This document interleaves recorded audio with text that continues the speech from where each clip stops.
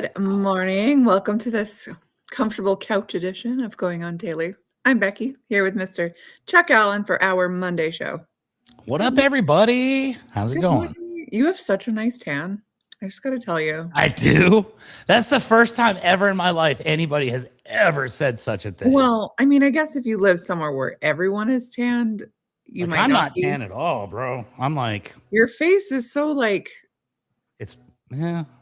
I'm going to go with that. Like, that's probably the nicest thing anybody's going to say to me today. So start my day off with authority, and I do appreciate that. Listen, it's cold here, and we don't see the sun for another 6 months. And so take the vitamin D that you maybe I do look like a bronze god compared to that. Yeah, so you do. I'll take that for what it is. I look like a piece of paper down here in San Antonio, but I've got a reddish hue. I think there's something to do with the camera, because I never have a reddish hue except for this is called Restream that we use. On StreamYard, I don't have a reddish hue. You should be able to switch your settings, I would imagine. I really actually don't know. Why bother? I feel good. I mean, you gave me a compliment on my looks, so it's like something must be going right over here. Maybe I need to get rid of the non-reddish hue on StreamYard. Maybe this is my thing. Anyways, how's everything going, Becky? I just heard a terrible story a couple moments ago about someone that had a little minor accident, and I just want to check in and see how that's going. And if you'd like to give any details, sure, I will. Saturday night, I was working. I worked all day. I came home. I was doing my reports for my clients. I was finally done. My husband's like, let's go downstairs and watch Home Alone. And I love Home Alone. Good idea. I was excited. I wasn't thinking, though. So for some reason, I grabbed my laptop, which I did not need any longer. I grabbed my cell phone. I grabbed my water bottle, which is not small. Right. I grabbed my plate of food, which was Chinese food, sauce everywhere. Chinese. I know what's about to happen, and that makes me cringe. Go ahead. I grabbed my heated blanket with the cord dragging behind me. So I have a handful of things. And I'm wearing slipper socks, which I have yet to put on today, but they're soft and they're shiny. They've got the rubber tabs, but they do not work, clearly. I understand. So I went down my first set of stairs. I'm in a split level. I went down the hardwood stairs. Did not fall on those. Thank the Lord, because those ones are painful to fall down. Yeah, those suck. I've fallen down them a time or two in my life. But I was going down the carpeted stairs, and they are shiny. I don't know. With my shoes or with my slippers and the stairs, I just ate it.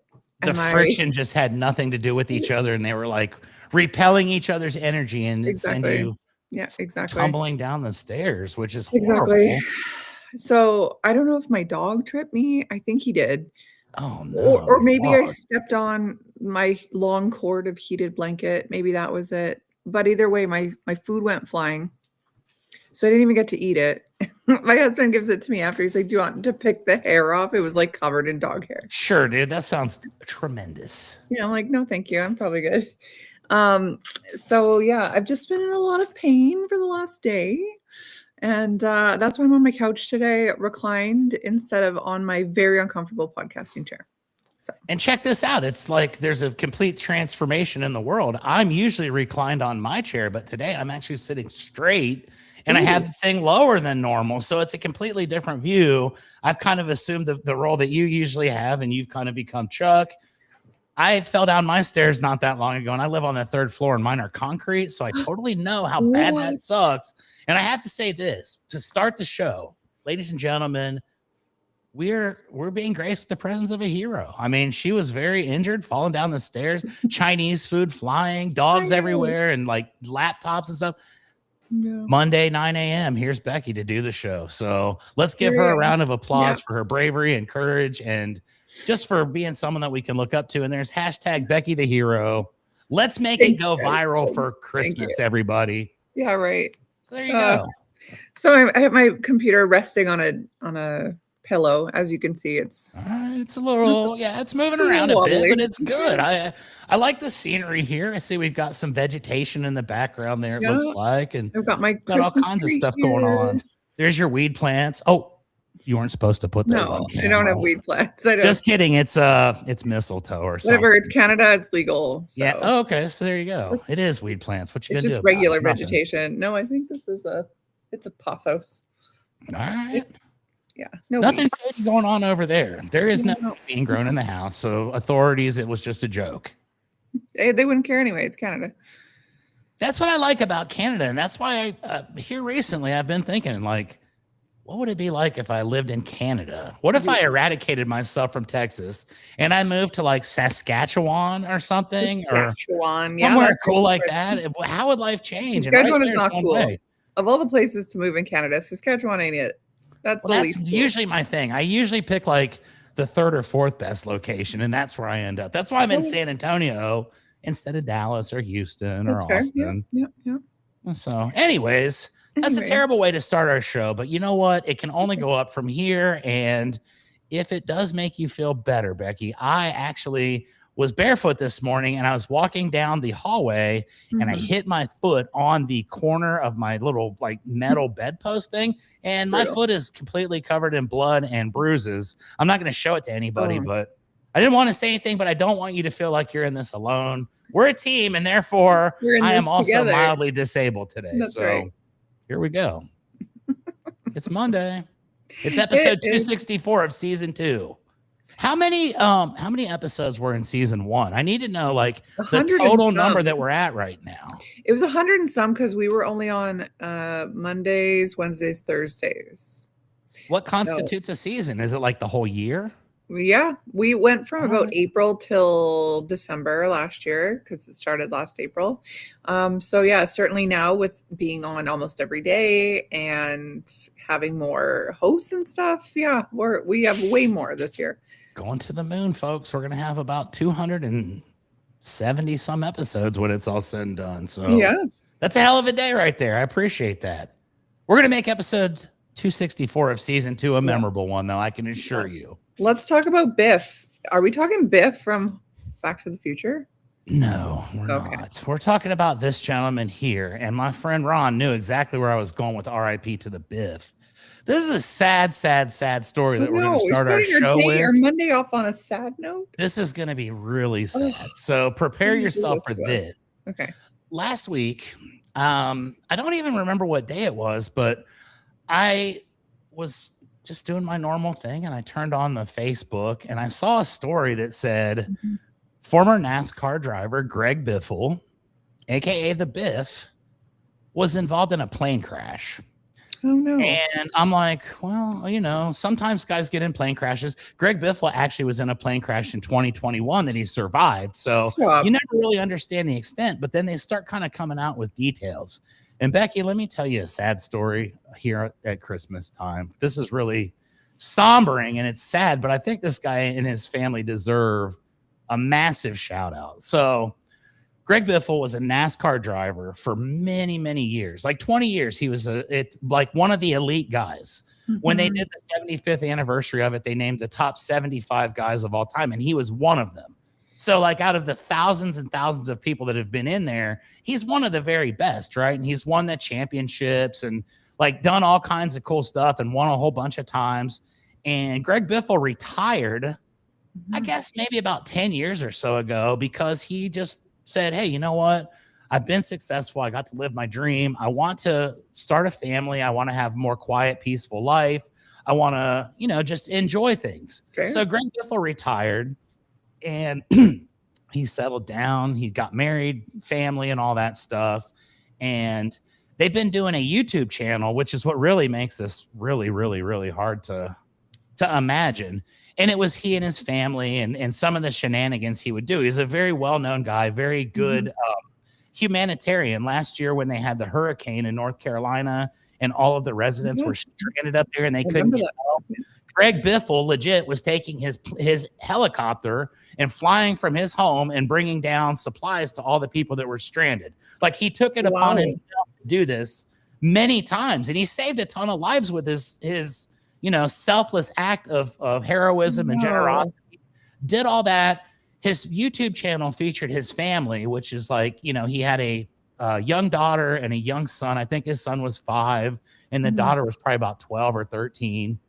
Jeez. And his wife, and they would show him going around doing crazy things. Like he owned crazy cars. He had a giant limousine that was from like the 70s, and he would drive his family around town in this giant 1970s limo. And he That's had dune funny. buggies and all kinds of, stuff that guys that have been successful in life do. But he also did a lot of philanthropy. He started a rescue for animals, was Wow. very, big into protection of animals, and did a lot of things for, military veterans and things like that along the way. Very charitable guy, very, very, very well loved. And there Mm. weren't too many people that ever had anything bad to say about the guy because he was just a good dude. Well, last week he and his family were getting ready to go on their family vacation, Becky, and they flew out of the Statesville, North Carolina airport on his Cessna, which Greg Biffle was a pilot as well. I don't believe he was flying this plane this time, but those details haven't come out. Okay. The plane took off, and I guess a few minutes in, something had triggered them to realize that there was something wrong. Oh, no. So the pilot had turned around and was attempting to go back to Statesville. And I guess, from all accounts, they didn't make it. And they showed that his wife, one of the last things that she did was texted her mom in the air and said, "We're in trouble." Oh, And no. Becky, the plane crashed like feet from the runway. It crashed and it exploded. What? And everybody that was in the plane was, basically they were gone instantly. And it was Greg Biffle, his entire family, Oh his my God. children, his wife, They all their died too. business partner. There was another high school kid from the local place there. That was probably one of the friends. And they all perished. Just tragic, tragic situation. And people have been thinking about that for the last couple of days. And it's like, I was watching one of the videos where they were going to get the Christmas tree, and you could just tell what a loving family. And you realize that the video was shot about a week ago. And the little kid was 5, and he was excited about the tree, and he's going to have Christmas. And they're gone. And so I wanted to just take a minute to just RIP to Greg Biffle, his entire family, everybody that's involved with that. I lived in Statesville, or I lived in Charlotte, which is right outside of Statesville. And I know the people in the community, and what he did for everybody. So it was really a terrible thing. I wish this was about Biff from Back to the Future, because that'd be a lot cooler. But I want to give a shout out to Greg Biffle, man. The dude, he did everything the way that he wanted to do it in life. He had a really cool time. They showed some of the stuff he did, like dune buggy races, and he was racing with his buddies in a like old school Crown Vics, and they were racing on the mud and stuff, and just seemed like a really fun guy that everybody really liked. And to know that can happen to you, where you get up one morning and 2 hours later you're no longer here.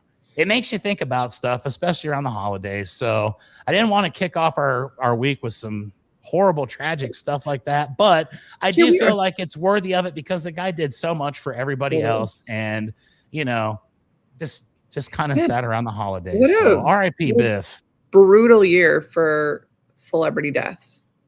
It's been pretty rough. I'm not going to lie. And Greg Biffle was one you would never expect because, like I said, he has his own planes. He flies a lot. He's known for that. His recent claim to fame, which I don't think he was looking for fame at all, was his humanitarian efforts to those people that were stranded in the mountains. And I mean, in order to fly a helicopter into the mountains, you have to have some skills. And, it wasn't him that did it, but it was, they were on the plane. So RIP to everybody involved. It was a really sad thing. And I saw a lot of the NASCAR people came out and had great tributes and all that. And I figured Going On Daily should probably do one as well. So thank there you we for go, sharing ladies and gentlemen.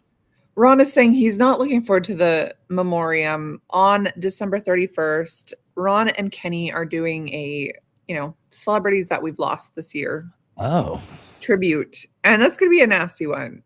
It's going to be worse than... There's some pretty bad stars that died this year. Like even in the last couple of weeks, it's kind of winding down the year with a little bit of brutality. Well, and I'm trying to remember now. Did Val Kilmer die this year? Because that was like one of Ron's favorites. I feel like yes. Yeah, I think he might be something just there this year. So yeah, it's gonna be brutal. But if you like to commiserate, make sure you check out our show on December 31st with Ron and Kenny. There you go. I'll probably be in the live audience, and I'll probably be very sad watching it. Yeah, totally. Well, probably cry.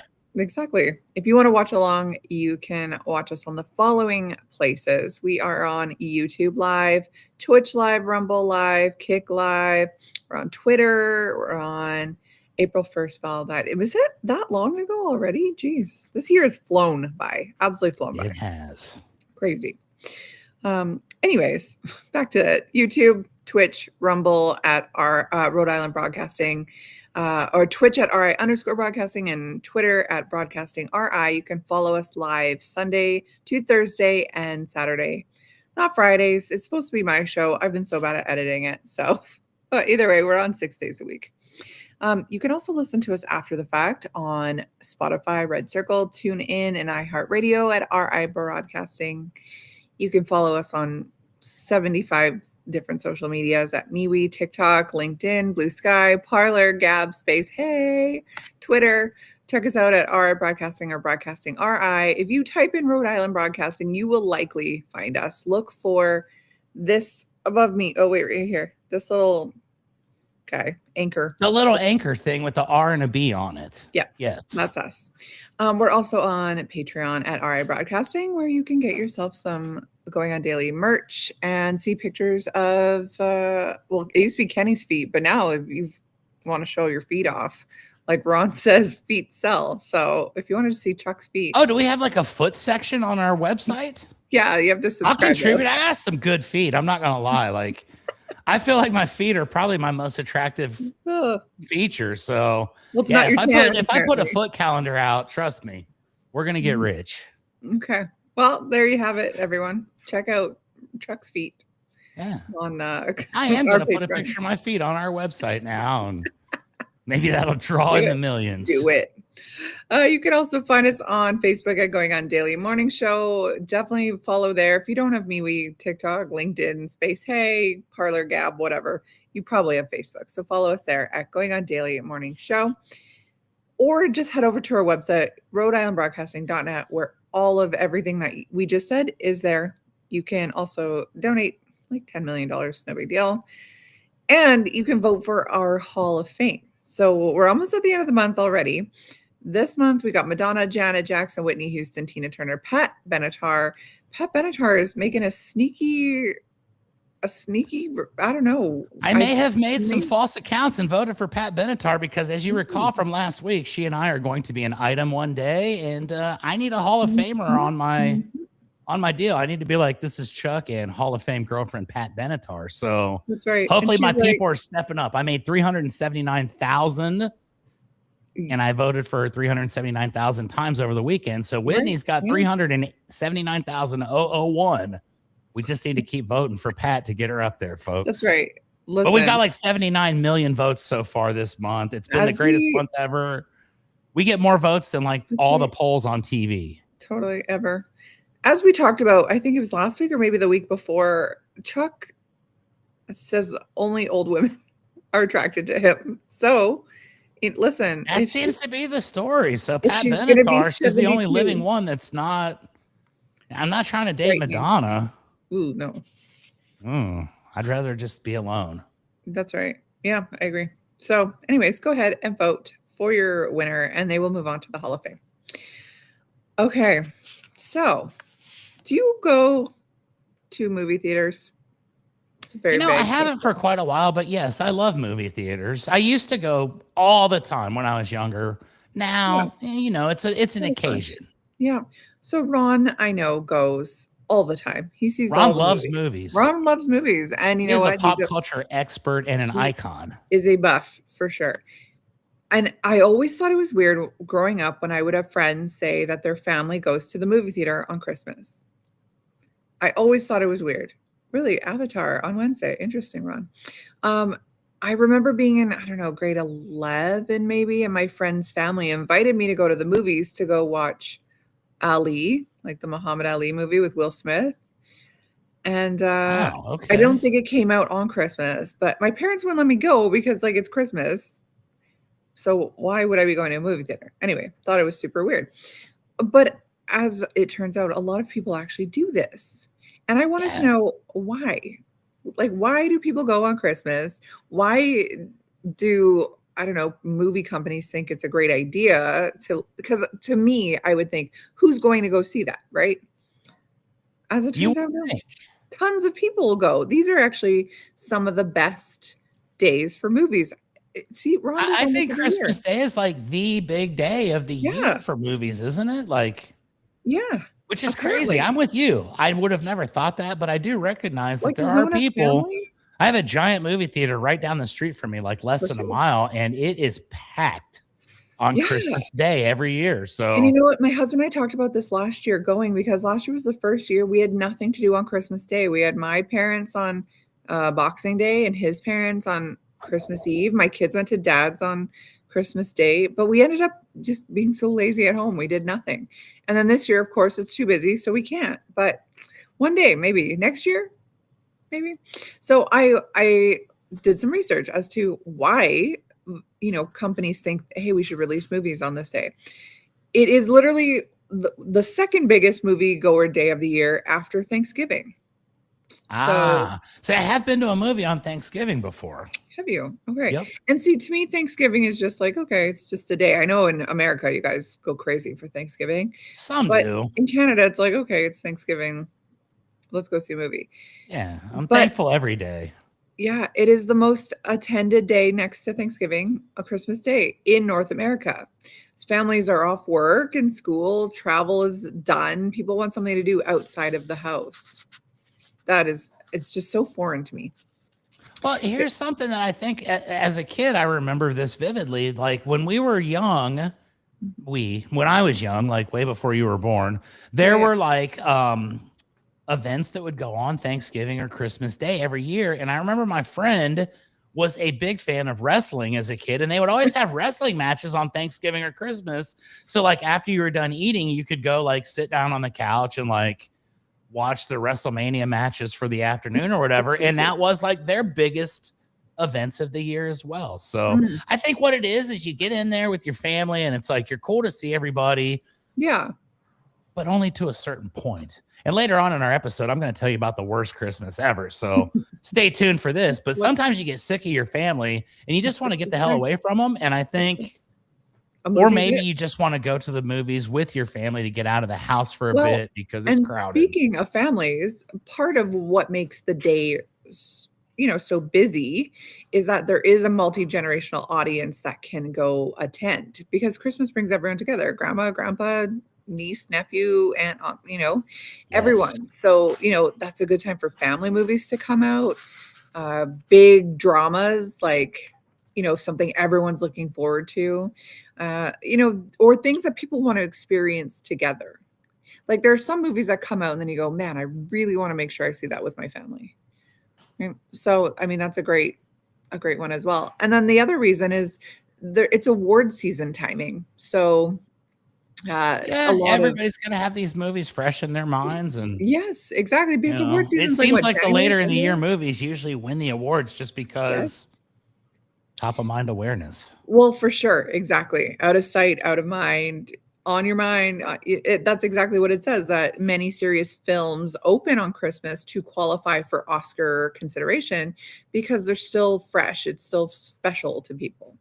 This is why you often see things like biopics come out, literary adaptations, heavy dramas, director-driven films. So like something a little more heavy.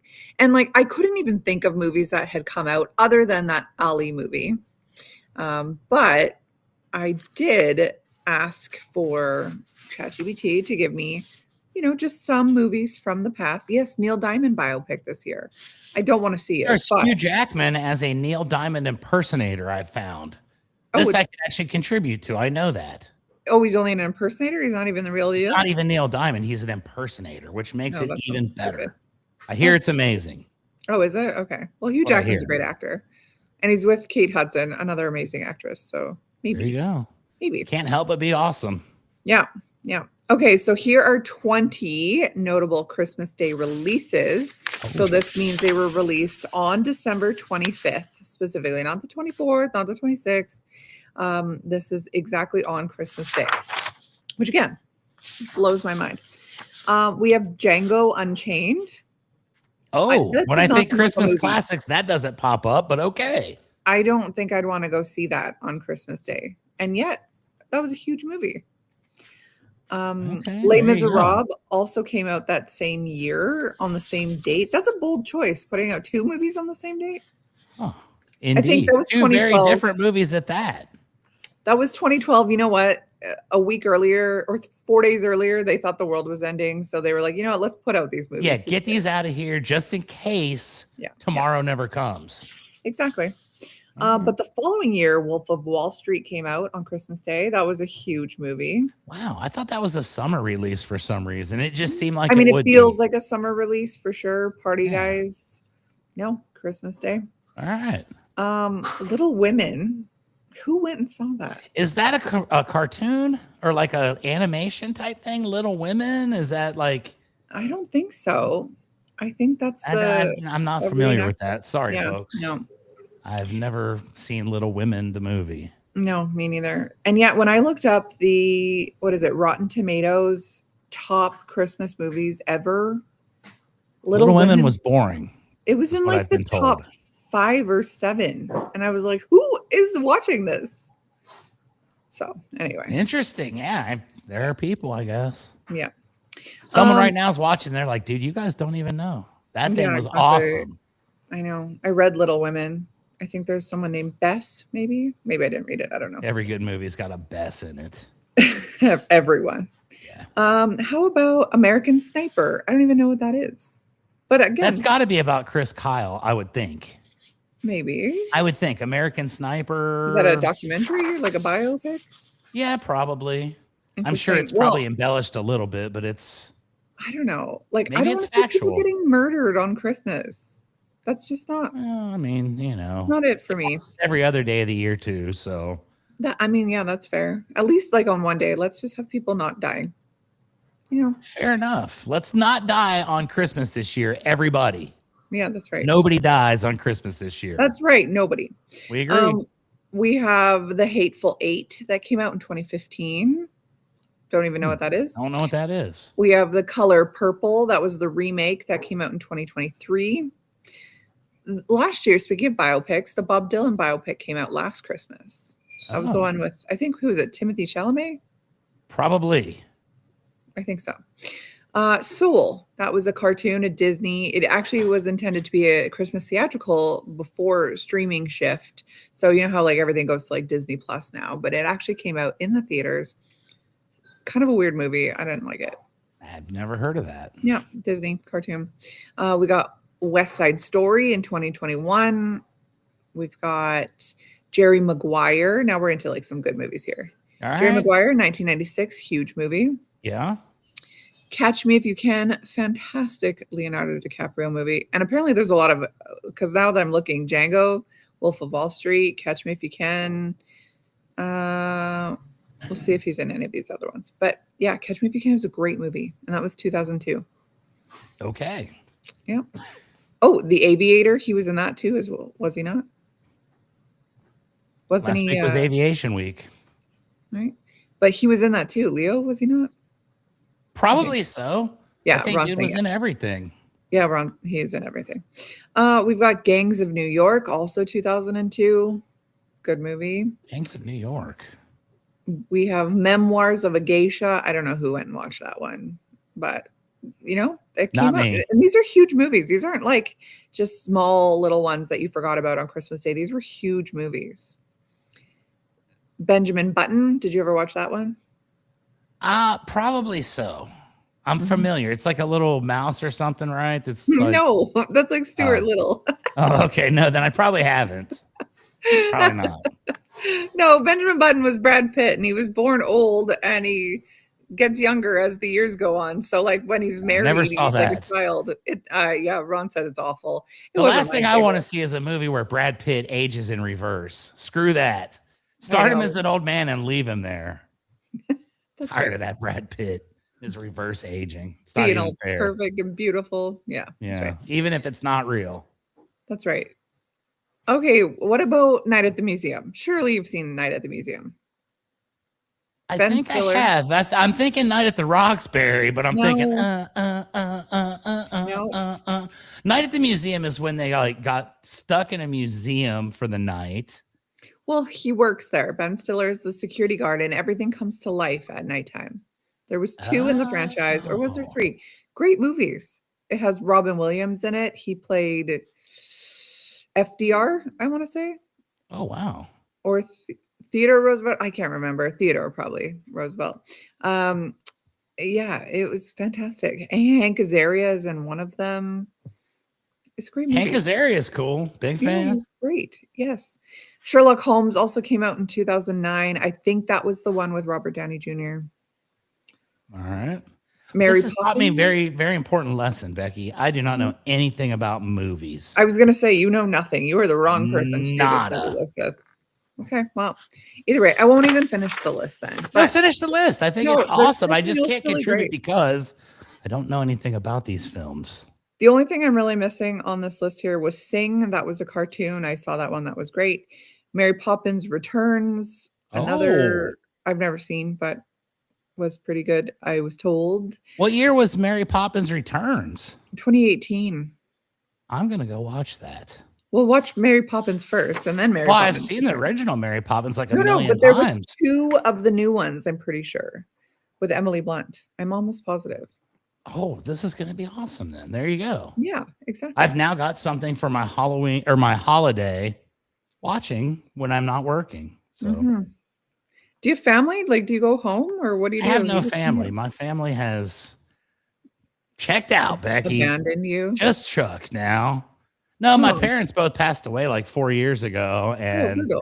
that was really what I had. So Oh my gosh, no holidays are wonder. like, yeah, it'll be Thursday here in San Antonio. No wonder your next topic is the worst Christmas ever. Is this a No. biography? This will actually be sort of funny because it is a lousy Christmas in times gone by where I actually did spend time with my family on Christmas. Okay. That's what made it the worst one ever. So, Okay, well, let's hear it. okay. So we're talking about Christmas and everybody loves Christmas and it's amazing. And sure, as a child, I used to love Christmas and everything about it. We'd get excited for months and Mhm. months and months. And it was always for me about not just the things you're going to get, but it was like just the whole experience. You'd have the lights and the camaraderie with everybody and everybody just be in a good mood. Right. And I loved it because my parents were cool and they did good by us as far as Christmas went. Like my brother and I, we always had kind of, we had good stuff under the tree. We had a lot to be thankful for. Right. My parents worked hard to make sure we were provided for. And the thing I loved about it was we never really ever had to go anywhere because I didn't like any of the other people in my family, Becky, like my cousins and my aunts and uncles. Never really cared for any of them, which is kind of, I guess interesting. But I was the oldest cousin on my father's side, and I was the youngest until my brother was born on my mom's side. So there was two different dynamics. Right. And the worst thing that I ever had to experience in my entire life was 1 year, and it only happened once. We had to go visit both sides of the family for Christmas.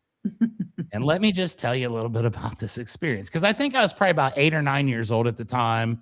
And even as an 8 or 9-year-old kid, I knew this is about to suck because I have to be around all these people that I quite frankly can't stand. And we ended up getting up early in the morning and we lived in Columbus, Ohio. All of the family members were about 3 hours away up near Cleveland, which is like right off of Lake Erie up there. And we were doing the thing. And I remember very vividly just being like, oh man, this is going to be the worst. I was like Kevin on Home Alone. Like I did not want any of my family members around because my cousins are all obnoxious. My cousins on the one side bully me. There's cousins on the other side. I try to bully them, but like I just can't because You have to share a bed with the one that pees the bed. Exactly. There you go. Pees the bed. You know exactly where we're going here. Totally. That was my cousin Christopher. So we have to drive all the way up there, and the whole time I'm complaining as like an 8 or 9-year-old kid. So I get my mom and dad all heated up, 2.5 hours of bitching. They're completely upset. I don't believe they wanted to do it either, but we kind of committed, and then it's like, and it's going to be like, we're only going to go for a little bit. And that's not how Christmas works. Right. That's everybody's first plan. We're just going to get there. We're going to be all cool. And then we're going to be like, all right, we got to go. Well, you don't drive 2.5 hours for a 5-minute stop. So we legitimately spent half a day at the one cousin and aunt and uncle. And then we spent the rest at the other cousin and aunt and uncle. And I always remember this because I got 2 really cool things for Christmas that year. One was a remote control car that I really wanted, and it was like super fast and was like the coolest thing you ever saw. Mhm. And I got to open that at the first Christmas present opening at my older cousin's. And guess what happened to my remote control car? My stupid cousin Donnie broke it before I ever even got a chance to do anything with it. So No. instantly my Christmas was ruined. We got into a fight with Donnie, who ended up beating me up because he was much bigger and stronger than I was. But at that point, I was willing to throw down. And I think I might have thrown something at him or whatever. And that fight actually was a saving grace from God, because that's what got me out of the first Christmas. And then I realized, I know how to get out of this stuff now. So we had to leave that Christmas because it was, volatile. There was huge fights going on, yelling at my cousins, calling them names. I hate you, blah, blah, blah, blah, blah. I think I've only talked to him like 3 times ever since. And I was 8 when that happened. So like 40 years almost, I ain't seen or talked to this cat since. Oh this is how bad that's how bad it bothered me. So we're leaving that, right? And everybody's happy. It's like, all right, cool. That side of the family kind of sucks anyways, right? Like there's not a lot of brain power going on. The conversations are weak. Right. I hope that my cousins and aunts and uncles watch this, because this and y'all on live TV here. But we have to then go across town to my dad's side of the family. And my dad's side of the family is even worse because they're elitist and they think that they're better than everybody, including my own self and my brother and my mom. Like we shouldn't be in their home because they're so awesome. And we're just peasants. Yeah, peasants. All right, cool, whatever. I'll never forget this. We go there and everything's all right, I guess. We don't like our cousins. I got 3 of them on that side. I really don't like any of them, but whatever. And we do the gift opening. And of course, they were mad because they had to wait until we got there. So there's already a little bit of heat, right? You walk in, the cousins are already mad because it's like 3 PM, and they wanted to open their gifts at, 8 AM. So we get there, and this time, if you remember, I got a remote control car at the last event about an hour and a half ago. Right. Yep. My cousin Donnie destroyed it. It's in the car. I've been crying. Like, I hate Donnie. One of these days, I'm like totally going to get even with him. And as an 8-year-old boy, I was basically, I was hurling some, I guess what would be considered threats at this point. Probably would have gotten me in trouble. Right. But we moved on to that. That's in the car. I kind of forgot about it because we're at the next opening of Christmas. And this is in, I think, 88 or 89. I was like 10 or 11. Donnie is a scrub. And one day, if we have cousins week going on daily, I will tell you the truth. I will expose my cousin for the fraud that he is. But that's another day. It's Christmas here and we're having fun. So I'm over at the other one, right? And there was one other thing that I wanted for Christmas this year. And Becky, it's a Game Boy. And Game Boys were like the little Nintendo, like the precursor to the cell phone, where you could put batteries in it and you could like play black and white video games. One time I went to Canada, it was because my Game Boy, I played it the entire way from Ohio all the way to Canada and back. That's pretty close. This was shortly after this happened, but it was a different Game Boy because here's what happened this year. 1989, I'm 11. My cousins are, 5, 6, whatever. I open the Game Boy up and I'm ecstatic. And now, mind you, Becky, the entire year I would go to my parents' convenience store as a kid and I would sweep the floors and I would like stock the machines up and I would do all this work that nobody else did. So I felt like I deserved something special. And my mom got me the Game Boy. Aw. Well, my cousins wanted the Game Boy too, but they weren't as good as me. And their parents didn't love them as much. So they didn't get Game Boys. They got some bullcrap like socks or whatever. Right. And instantly, this caused more animosity and dissension in the family. Basically, we took Christmas and we alienated ourselves from both sides, which was awesome because I never had to go to Christmas ever again. But my cousin started crying, and it made me mad because I really didn't care for them. They were spoiled little brats. The other cousins were hillbillies. These ones were spoiled brats. And he's crying, goes to my aunt and uncle. And Becky, do you know what they made me do? They made me give him my Game Boy that I was playing that was mine because he was crying. And I can only imagine that you can guess what happens next. You punched him. No, I wish. And if I could go back in time, that's exactly how I would have resolved this. And this story would be over right now. But no, I threw a temper tantrum as well. I was pissed. I was 11. Yeah. Probably had some tears going, oh, yeah. And I made a threat to my cousin that nobody else heard. And he was upset about it. So he went and told on me, and I called him a liar and yada, yada, yada. He still had the Game Boy. And Becky, do you know what happened next?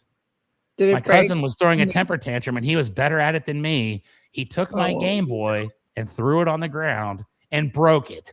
Two most amazing gifts I would have ever gotten in my life were both destroyed by cousins on the same day. And this is why I consider this the worst Christmas ever. And from this point, it got even worse because then I did punch him. And this is when it got bad because then we were forced to leave because my cousin was bleeding. He's crying. My Game Boy is broken. My remote control car is broken. I was a complete heathen the rest of the day. And my parents gave me grace because they realized it wasn't my fault. And actually, my mom bought me another Game Boy later because she saw that it wasn't. But family on Christmas Day, it can be overrated sometimes. No wonder you spend it alone. It's so much better this way. And from that day forward, we never went to another family function for Christmas. We went to Thanksgiving one time, and that was whatever, but we never had to do it again. So it was both the worst Christmas ever and the best because it led me to another 30 years of never having to deal with these people. And I kid you not when I say I have had no connection, no relationship with any of my cousins since Christmas Day 1989. I couldn't tell you where any of them live. I have none of their phone numbers. Really? I couldn't even tell you if they are alive. Not even Facebook friends. Nope. Nada. Oh, not one. Listen, my one aunt is on my LinkedIn and she watches my podcast episodes every week and always gives me good thumbs up. But that's it. My one aunt. The rest of the family, suck it. So yeah, wow. That's the worst Christmas ever, everybody. So if it gets to the point where you think you're having a bad Christmas, just remember 11-year-old Chuck seeing both of his dream toys getting destroyed by both sides of the family. So I had no love from anybody, and there you go. So we started with a terrible story about Greg Biffle. We end with a heartwarming tale of me and my dysfunctional family at Christmas. The one time that we actually another terrible story. This is downer day. This is let me ruin your Monday. Well, I felt bad when we came onto the thing and you were like injured and stuff. And I was like, oh my God, we can't really have a huge like dance party today because Becky's foot's hurt. My foot's hurt. So we're just going to stand here and just make stories about our families. And you're the nice one today. And I get to be evil doctor. So I hated my family and my cousins. And there you go. Hopefully your family is better than mine. About my family at Christmas. I've got a great family. You're from a loving family. I, on the other hand, I feel like the core. I feel like my mom was extremely loving, but everybody else was a little bit sketchy. And I get that. It's like when my dad passed away, I had to go to where he lived because his best friend was controlling all the estate stuff. And all of his belongings were in this storage unit. And my aunt calls me and she's like, I hadn't heard from my aunt in 30 years. Oh my gosh, what are you going to do with all your dad's stuff? And I'm like, I don't really want any of it. Like, what am I going to do with it? She came down and started going through everything, trying to find anything that she could of value. And again, I hope you're watching this. I won't say your name, but you know who you are. Started going through all this stuff, just taking everything. And that was the first time I'd seen them. They weren't at the Christmas. They were from a different area. But that was the first time I'd seen her in about 40 years as well. And that day I called her a vulture and I don't believe I'll be getting any Christmas cards from them either. So let's make it through the holidays together, folks. I'm festive and I love you all, but my family wasn't the preferred family to be around on the holidays. Poor Chog. This is sad. Turned me into who I am today. Right. Probably the most horrible thing ever. You know what? It's not that 75-year-old women like you. It's that you push everyone else away. Oh, man. You may have just come to a complete... No, but I only push away the people that I don't like my cousin's stuff. I'm actually fairly popular, like with regular people. I got cool friends and stuff, and Okay. But yeah, me and Ron, we're buddies like that. Yeah, that's right. And just to go back to what Ron had said in the comments, like at the beginning of the show, he said that he would have liked living in Vancouver. No, you would not have. I was going to I comment bet it. Ron would, though. No, he would not. Does Vancouver have a hockey team called the Vancouver Canucks? They do, yes. I thought Canuck was a bad term for Canadians. Is it not? It's just Canadian. What is a Canuck? That's just what it is. It's like, Mhm. that's just what we call ourselves, Canucks. I think so. All right. Yeah. I'm going to become a hockey fan in the new year You should. because I'm now becoming more. Every week, I'm thinking more about what's going on in Canadian culture. Because of our show, I've learned a lot about Canada. So I think next year I will become a Saskatchewan Roughriders football fan, as well as a, what do we just say, Vancouver Canucks? No, Edmonton Oilers, where I am from. But what if Edmonton Oilers and Vancouver Canucks play each other? Would you rather have us cheering for the same team or have a friendly rivalry and be like, the Canucks are better than the Oilers? That's not. And then you're like, no, forget that. The Oilers will kill the Canucks. They suck. And, you know, That's we can true. have a good. He would not be a Canuck fan. So I feel like that's just drawing me more towards it. I'm a fan of the underdogs. The people that nobody likes, those are my friends. There you go. That was the worst Christmas ever, everybody. Well, that sounds terrible. I'm sorry you went through that. Yep. Sorry that your family broke all your toys. I'm sorry that you don't spend time with my cousins. Just my stupid cousins. It's brutal. Well, I'm sorry. Yeah. And I did kill my drone that one year on Christmas Day as well, but that wasn't the worst Christmas. Into the pond. Yeah, that wasn't the worst Christmas, folks. No, that wasn't. Anyway. Well, I'm sorry you go through all this. It's all good. I'm excited to learn about mushroom people. That's right. Let's end it. I like this little graphic. Oh, this way, right here. Hilarious. So I wasn't sure like how to name this topic, and I wanted to throw Ron off a little bit here. So this is got to be the strangest story.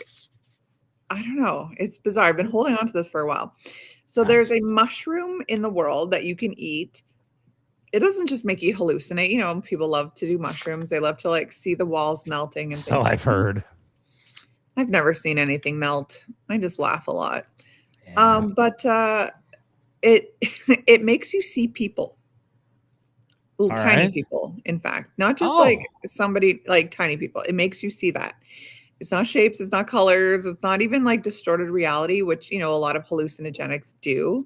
It's actual tiny little humans, about 2 centimeters tall, about an inch for my imperial folk.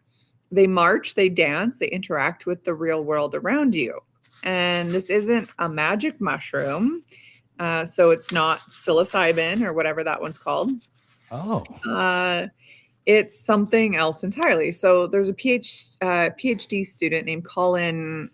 I can't spell that or read that last name, but he's from the Natural History Museum in Utah, and he brought it to the attention to the world of this mushroom called Lanmeoa asiatica. And again, I don't know Latin. And possibly for thousands of years, this little fungus has been causing what scientists call Lilliputian hallucinations. So if you've ever seen Gulliver's Travels, they had the Lilliputians or Lilliputians or whatever they're called, the little people. Did you ever watch that? No, probably not. You don't watch movies. I think so, yes. Okay. Well, if you've ever read the book, they have the little tiny guys that are the Lilliputians or Lilliputians or whatever. So that's what they're calling these hallucinations.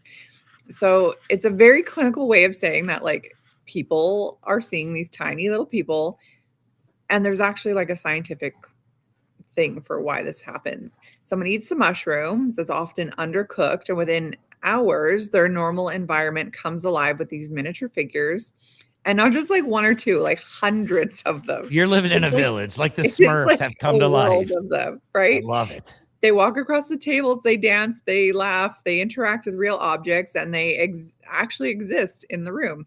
This is so bizarre, which is making me wonder if this is like what Jules Verne, who wrote Gulliver's Travels, maybe he ate the mushroom. Yeah, tripping and just was like, dude. And he's talking about this. Nobody's going to believe this. Right?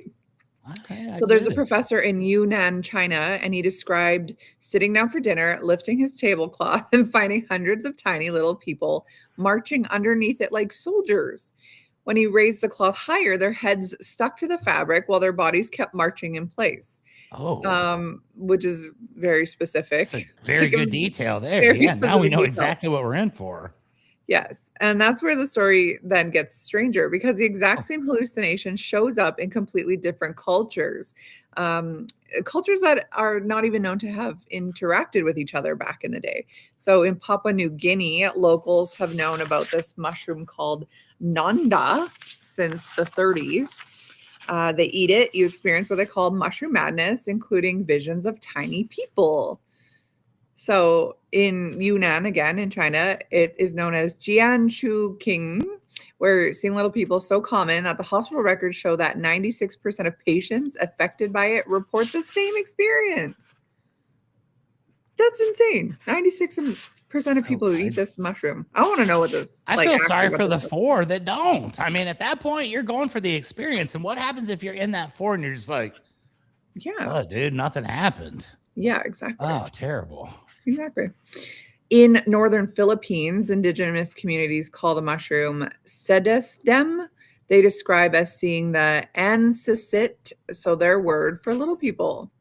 So these are like different continents, different languages, different belief systems, but they're all getting the same hallucination. That's wild. So apparently it gets worse. So last year, so remember the PhD student, what was his name again? Colin Domnauer. He traveled to the Philippines to collect samples of this mushroom. He ran DNA sequencing on it and discovered that it was the exact same species in China as that Chinese mushroom. And here's why this is a problem. When scientists analyzed it chemically, they found no known psychoactive compounds. What? So it's not a psychoactive Uh-oh. drug. It's not a We're all just making it up. right? There's no psilocybin in it at all. No muscimol. I guess that's another hallucinogen. Nothing that should cause hallucinations at all. Whatever is responsible for these tiny people visions is completely unknown to science, which makes it really creepy. Very Like really much creepy. so. So researchers are feeding mushroom extract to mice. That's terrible. Watching their behavior and then slowly narrowing down the chemical culprit. Somewhere inside of these mushrooms is a molecule that is causing mammals to hallucinate. But like to specifically hallucinate these tiny little human people is so bizarre. I've got But many questions now, though, Becky. I need to know this. When the mice are eating the mushrooms, are they seeing baby mice or are they seeing small people? right? I don't. Or because There's they're nobody so knows. small, are they seeing giant mice or giant people? What Ooh, what kind of a breakdown do we have as far as I don't that know. goes? I I don't mean, know. And it's hard to quantify it because no mice can tell the tale. they don't know. We don't I know don't what's know. going on with the mice, but they could be seeing something totally different. Yeah. Right now, they could be on their Going On Daily Mice show and being like, hey guys, we saw giant freaking rats when we ate this. It was Yeah. horrible. For us, I Yeah. think small people, that's kind of cute. Like, I don't know what they're doing, but maybe I can like make them, enact and like have a nativity scene or a Right. Christmas scene or Right. something. And I think it would be fun.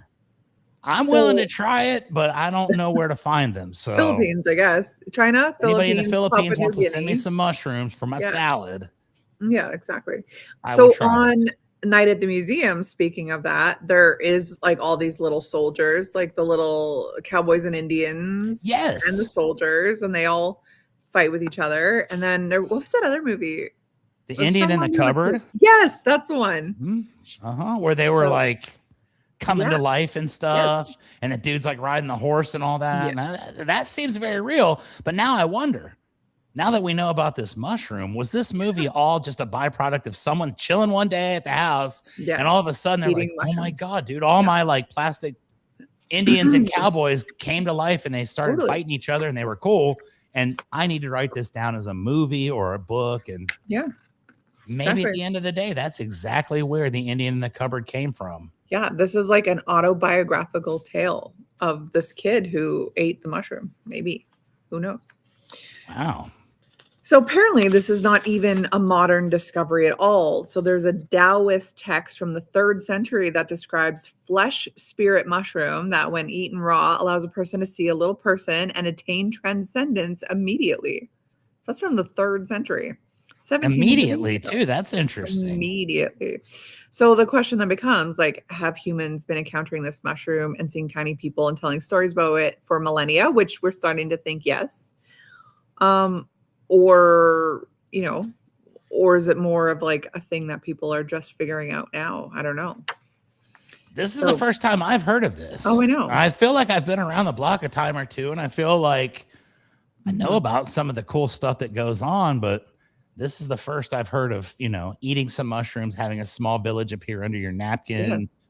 It's bizarre. I mean, I don't encourage any kind of, illegal activities, but that kind of does sound fun. I mean, But what if they're I'd be scary? willing to try it. I would be willing to do it live on our show. Like, I if you seem can to find me these recall- mushrooms, I'll eat them an hour before we go live. Oh gosh. We'll see what You're gonna happens. be like freaking I'll out be the like, whole oh my time. God, there's like a whole little army over here, and these guys, and then Like could be I would entertaining. If imagine anybody's got those, send them to us. it is a legal mushroom because it isn't classified as a hallucinogen. There's no Doesn't have anything in it that would psychoactive properties to it. totally fine. So maybe I don't know. I mean, there's obviously regulations about bringing different food and wildlife. Not in and America. We can do whatever we want here. that's not true. We can spray it with pesticide and feed it to the kids. But like, I can't bring meat into your country. I know, Like, because it's too pure. It's not That's processed probably it. enough.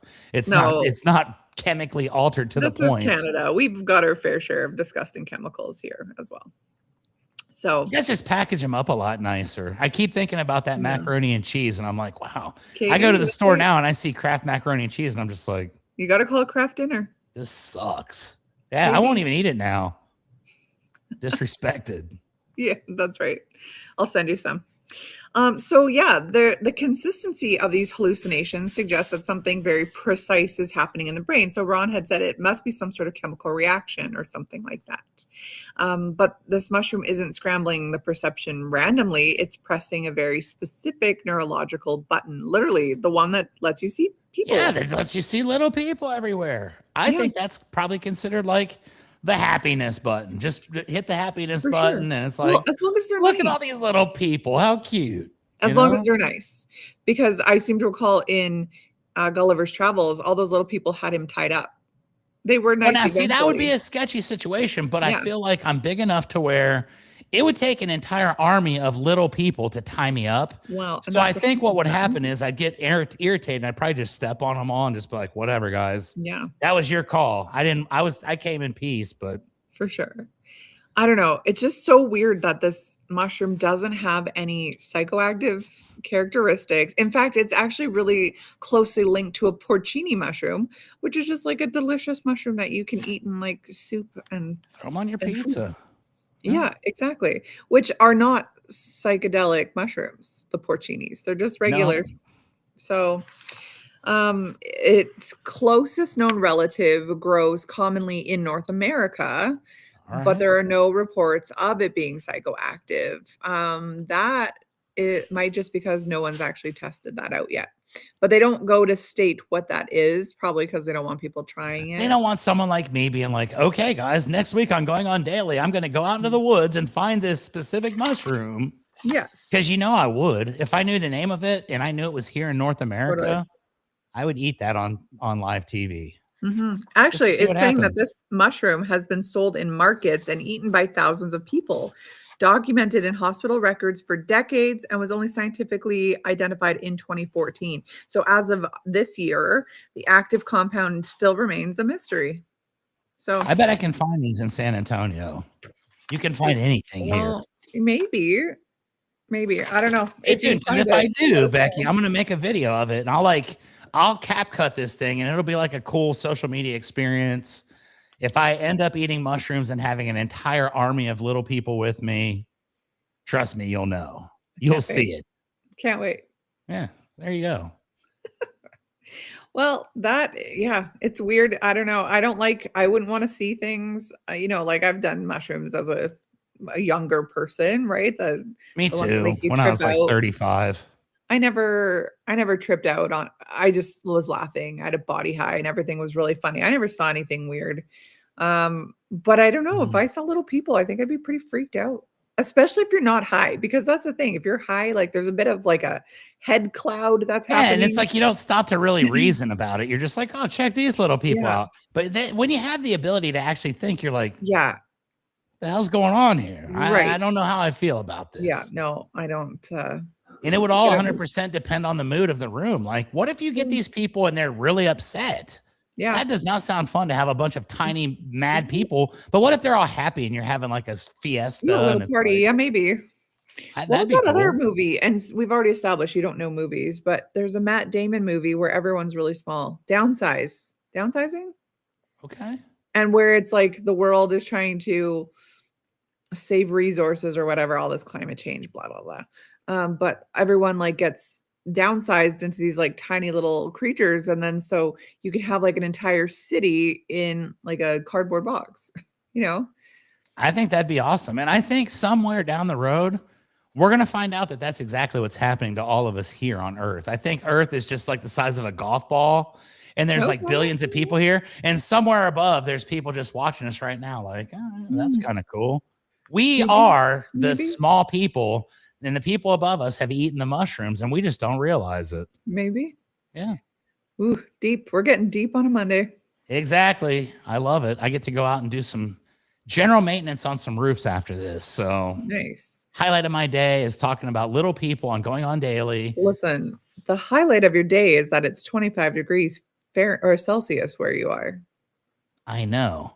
Now, check this out. I'm not trying to be like, vulgar or anything on the show, but look, I got on shorts, yo, and I'm going outside and I'm not wearing a jacket either. I don't have even on my think you can. Titleist golf hat just in case I end up playing golf today. Can you see that out there? Kind of looks like mine a little bit. Yours I mean, is you're probably a little bit more realistic looking. yeah, I like the exactly. Christmas tree. Oh, thank you so I much. like that you guys have a Christmas tree up. That's Yeah, we're good. I festive. don't have one. No, I didn't think so. The way that Yeah. you talk about Christmas. Yeah. Well, you know what, Chuck? I'm going to call you on Christmas Day because Well, have a you great deserve day. to It'll not be be alone. awesome. It'll be awesome. I'll be waiting. Okay. So that's cool. I hope everybody has a great holiday week. Yeah. It's going to be cool. Obviously, our show is somewhat satire, somewhat comedy. Some of the stuff that I come up with sometimes may be factually accurate to the point to which I can remember it. And maybe not everything is 100% factual from Christmas of '89, but most of it was. So I hope everybody has a better Christmas than that. And I hope you don't have to go see your stupid cousins.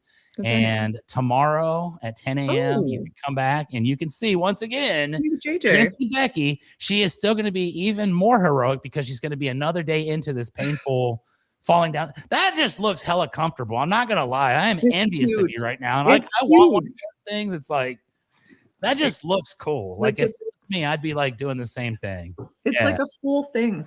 Yeah. It's awesome. And I can curl up all the way into it. It's warm.